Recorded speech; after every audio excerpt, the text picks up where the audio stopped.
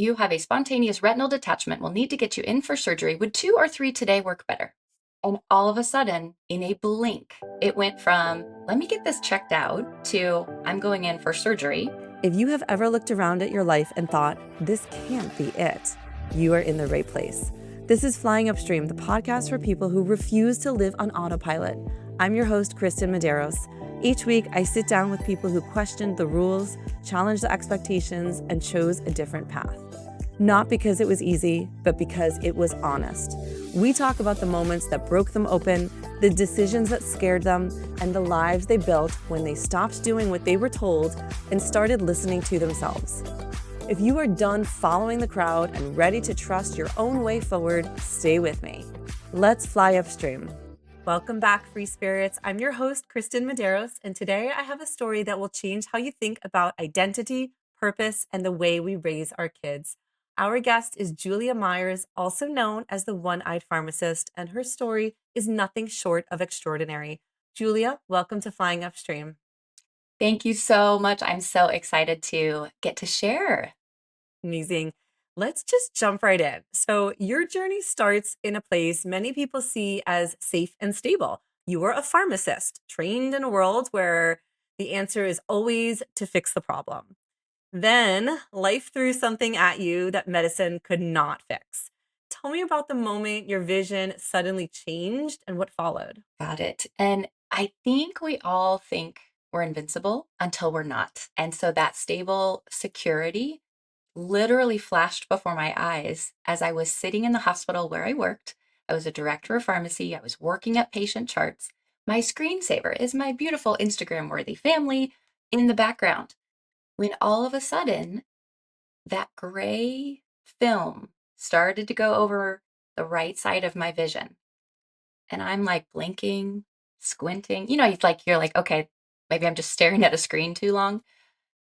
And then it hit me. I know these warnings. I know what it's like to say, if you experience sudden changes in your vision, call your doctor right away. And so I did. And I literally walked out of my office and I headed up the stairs and I didn't have any depth perception. I had to grab the rail of the stairs that I've taken hundreds of times, multiple times a day. I'm usually like hustling them up. And I'm sitting there in the eye doctor's office, who's my friend, my colleague, and I see him turn around in his chair and his face, his eyes are like cold instantly. Yep, you have a spontaneous retinal detachment. We'll need to get you in for surgery. Would 2 or 3 today work better? And all of a sudden, in a blink, it went from, let me get this checked out, to, I'm going in for surgery. And the rest of the story is we couldn't fix it. We couldn't restore that vision that was lost. We tried. 18 months later, I literally faced with double vision every day. So I'm able to see you out of my left eye. But even though they fixed the retina, the alignment, so the two eyes don't work together. But what we are is very adaptable human beings. That's why I am so excited to be not just living upstream, but flying upstream. I love your point. Life really does change in the blink of an eye. Sometimes life is a series of slow moments that gradually lead up to something. And sometimes it's just so fast, you can't even wrap your head around it. And especially your point, I think it was even your first sentence, you said, we all think we're invincible. And I know I felt that way too, where I think this disease, that's something that happens to other people. That doesn't happen to me. In my mind, I'm like, I'm a good person. That would never happen. But that's not true. That's just so faulted in so many ways, that sort of thinking. And the reality is, things do happen to everybody. Every single person out there has something, whether it's big or small, gradual, or in the blink of an eye. We all have that. And it's super important to recognize that when things do happen to us, it's not uncommon. Just because we don't talk about the things that are happening in our personal lives, these afflictions we go through, doesn't mean it's not happening to other people. So I just love that you pointed that out, that it's important to keep that in mind, that we're not alone. Even though these things are scary and life-changing, you're never really alone. That illusion of control. You said you were a good person. That can't happen to me. I was in the idea of, I've checked the boxes. I've done it all right. I have all the things in place to get my eyes dilated once a year. And you do all the things to prevent. And you're reminded that there's just an illusion of control. It's not actually control. So I know that you went through 5 surgeries in 18 months to try to address your vision and your retina. And it was during the height of COVID. And that alone would honestly shake anybody. But there's something bigger here. You had built a life where work was not just work, it was identity, it was security, and really the marker of being a good provider. So, what happened internally when you realized you might never return to that career because you do need both eyes for depth perception? I remember being handed consent forms, and I had already taken out my contact in my good eye. We were going in for surgery on this eye, and I remember just seeing nothing. And in my gut, really feeling, what if I can't ever see again?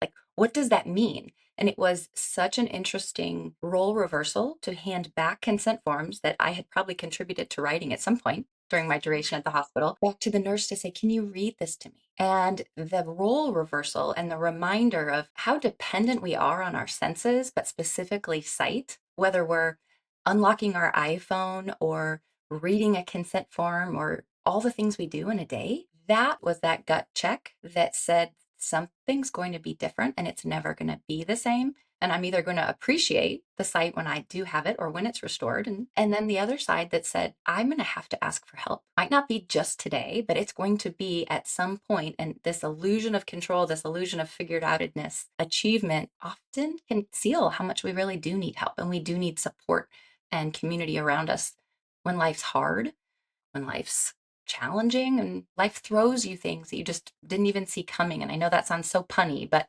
that's how it works. So I remember sitting in with those consent forms, and then the next day I had some adjustable sutures. So, meaning they were saying, while you're under anesthesia, we can't quite tell if your eyes are aligned. Let's have you awake while we adjust them. He's pulling on the sutures, saying better or worse. And to me, it was the craziest feeling of I have no control. All I have to do is respond to what's happening to me. And that was just a scary moment. And that was when my gut was like, they're both bad. Now what?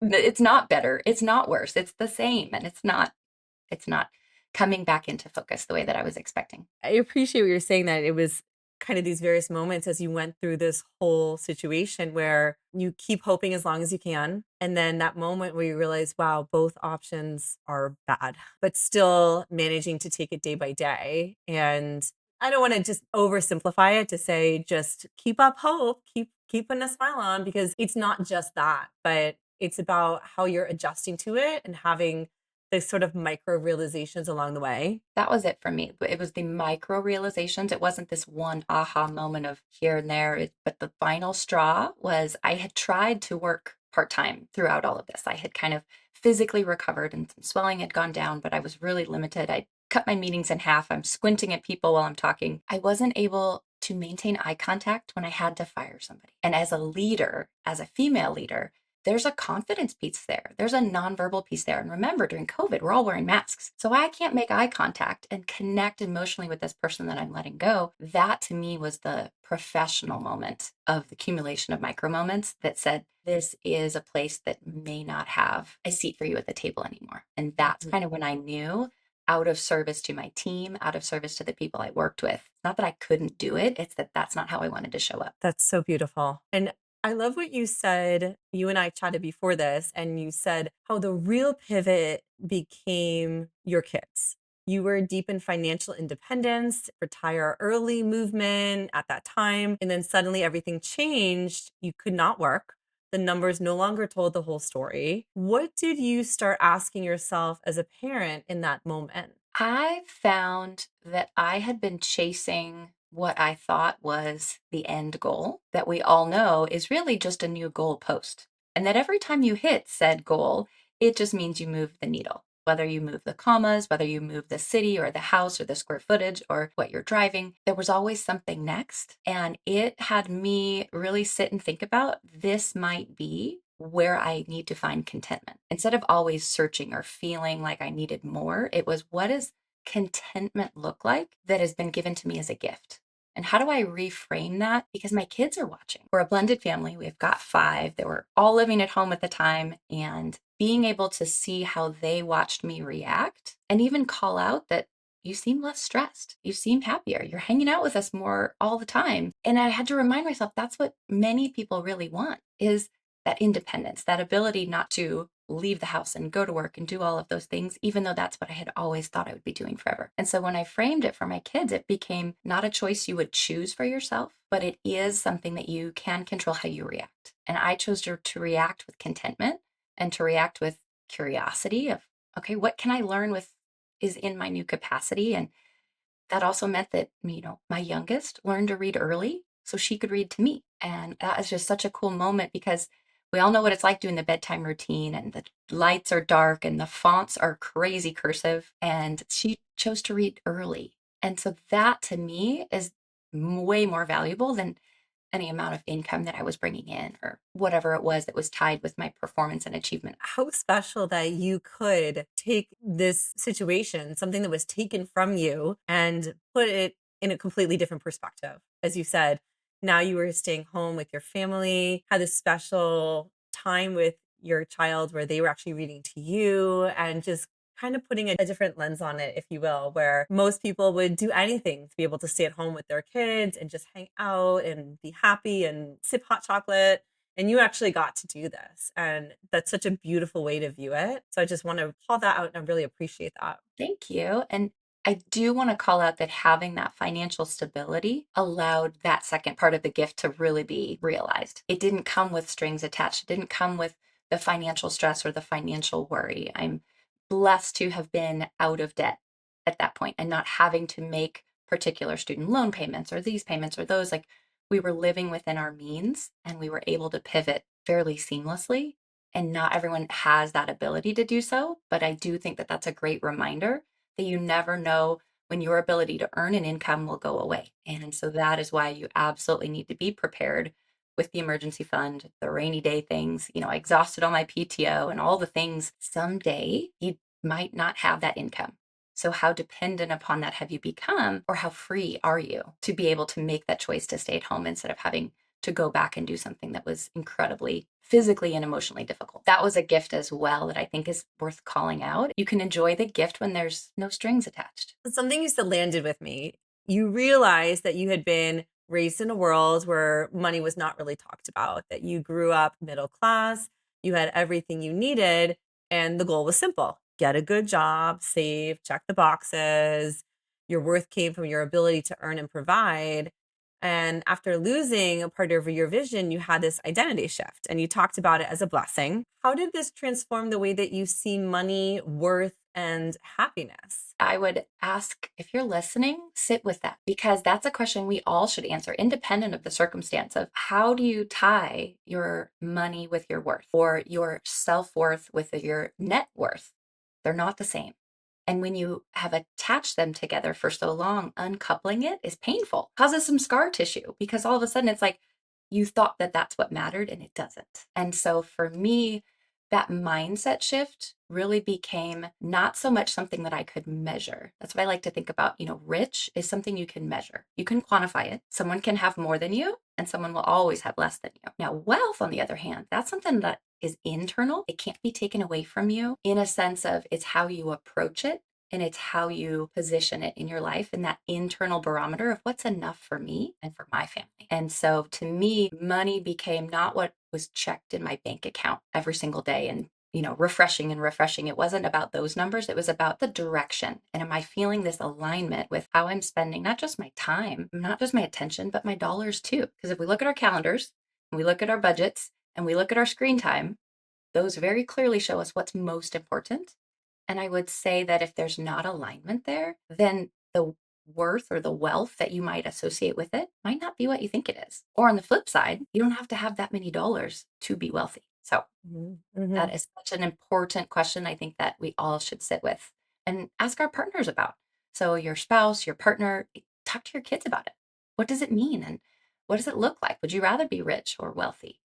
I love that question around the dinner table. What I so appreciate, Julia, is that now you help parents raise kids who are financially mature without entitlement. So it's such a bold mission. And I wish I had been brought up that way, that I had had that knowledge. And I know so many listeners feel this tension that they want to give their kids a good life, but they worry they're not preparing them for the real world. In your opinion, what does teaching kids about money actually look like when you want them to grow up grateful and grounded, not overwhelmed or entitled? So, as parents, our intention is not to spoil our kids. Our intention is not to enable them, but that's kind of the impact we're having. And so, I like to say in our own journeys, we all had to do hard, we all had to learn. And where are those opportunities in our parenting journey, whether your kids are little enough that they're at daycare and they learn how to share? That can translate to money because not all the money you have is for your own consumption. A lot of it can be for giving and for sharing. And then as they get older and older, there's these age appropriate conversations, but also safe ways to learn hard. Let them take ownership. Let them have the skills that are practiced. We don't just wake up and know how to be discerning and wise. You have to practice it, and you have to get it wrong as much as you get it right. And what I would caution is waiting until the day that they're 18 or 21. They can get their own financing, they can sign for their own lines of credit. And now we've got way riskier, more lifelong problems when it comes to that relationship of debt and potentially living outside of your means. So take those opportunities to teach hard and skills, not just numbers. I say that we teach sexual education at school. That's not where they're really learning the value around that. Same with money. So you can't blame the schools and say the schools aren't teaching it. And you can't say that you didn't know it growing up because thankfully, how we bank is so very different. Females don't need spouses to take out mortgages. So getting rid of those taboo myths that maybe keep us stuck as parents to then say, what is this opportunity for a lesson for my child to learn what's money for? Where does it come from? And what happens when they spend it, either wisely or unwisely? And how do you let them sit in that decision? I really appreciate this because this is a conversation that literally every single family should have at a young age. And to your point, having slightly different conversations as they grow and age up. The conversation I have with my 4-year-old is not going to be the same that I have when they're 15 or older than that. And I think kind of bringing that back, that because anybody's life can change so quickly, whether it's vision or sickness diagnosis, we cannot escape the fact that money is kind of what we need to survive, whether you like that or not. Like, we need money to buy food, pay your rent or your mortgage. Like, that just is how our society works. And the earlier you can have a healthy conversation with your children, the better they will be equipped as they grow older. So I love that. And Yes. I also don't want to forget about your gift for our audience today, which is so generous. You have a TEDx talk coming up in Chicago in January, which is amazing. Congratulations. Thank you so much. Yeah, and you are walking people through this family vision process. Tell us a bit about that experience and what that talk will be about. Yeah, so my talk, which is such an honor to be able to share a big idea, is the power that we all do have when we lose control of everything around us. And it's my story that I've shared a little bit today, and we go into way more details on the stage. And I would love for listeners to be able to watch that talk and share it and spread the message because it is just so unexpected and so surprising that you can be trained in something and there's no medicine to fix it. And you can still on the other side really find what really is valuable and worth it to you. So that's what I get to talk about, and then also get to share what I do with families is creating that kind of family vision experience. At work, we often had missions and visions and values, but what about at home? Can we articulate, have we put words to what our family's about and what we're not? And then that becomes the tool by which you make decisions. Yes, I want to buy this. Is it in service of our family values and our vision? Or does that feel a little bit out of alignment compared to maybe that other choice over there? And when you can say why as a parent and not just no, yes, fine, right? Those are the three answers we say as parents. When you can have a tool that you can point to physically and say, this is what we're all about, that teaches them now how to have those healthy conversations, but also how to make decisions. Because someday when we're not here, they are going to make decisions, and you need to have maybe created that foundation for them to stand on of what are the tools that they need to be able to say, do I want this? Do I need this? And is it because I want it or the world around me, which I don't want to discount, the Joneses growing up or who we had next door? And you could usually hear them fighting about money. Now it's everybody on the internet. And I think that your world of comparison has just exploded exponentially. So if you can answer, is this a want or a need? And is this for me or for somebody else? I think you are in two great places to start. So my free gift is a money mindset makeover. So the next time you want to buy something, your kid asks you to buy something, it is a short 10-minute pause reflection. I'm not saying no or yes. I'm saying that if you can't answer those questions why we're buying it, maybe we should pause. So that's my free gift to you, juliamyers.com/money, MONEY, because who doesn't need a little money mindset makeover? Beautiful. I know I'll be going there as soon as we're done here. Thank you for that, Julia. That's incredible. Before we close, I want to circle back to something you said that is so powerful. You grew up believing medicine would fix everything. Then you went through something medicine could not fix. You were taught to chase the stable job, save money, follow the path, and then you discovered that life is not a straight line. You told me your first memory of money is counting coins with your dad. Now, as a mom, you ask yourself a new question. Are your kids prepared for life, or are they only provided for? And it's such a profound shift. For any parent listening who feels the same fear, what's one truth you want them to take away? The most important thing is that today is the day that the new relationship with money and finances starts. We all have a past. We all have influences, whether it was generational, social, cultural. Our immediate family shaped how we felt about money. And today you might have a new taste of what that feels like. And now you, as the leader of your family and maybe the founder of what that next generation thinks about money, today is the day that you can make that decision. And asking yourself, are they blessed or are they burdened? What you're leaving is a lottery. We don't know what happens when you win the lottery. You're not much happier. But if you can tie the wisdom with the wealth, that is where the magic happens. And that is where your legacy, how you feel about money, outlives whatever the numbers and dollars and cents are in the bank account. Wise words, Julia. Thank you. Thank you so much for sharing your story with such honesty. You remind us that life can change in a moment, but that shift can reveal wisdom we never expected. You've been so inspiring today. Thank you. For anyone who wants to connect with Julia, you can follow her journey toward her TEDx talk and upcoming show. Check the links in the show notes. And to my free spirits out there, thank you for listening. Until next time, keep questioning, keep exploring, and of course, keep flying upstream. If today's conversation sparked something in you, take a moment to sit with it. You can find more episodes and resources at flyingupstreampodcast.com. And if this show speaks to you, the best way to support it is to subscribe, leave a review, and share it with someone who is ready to question the path they are on. Until next time, keep questioning, keep exploring, and always keep flying upstream.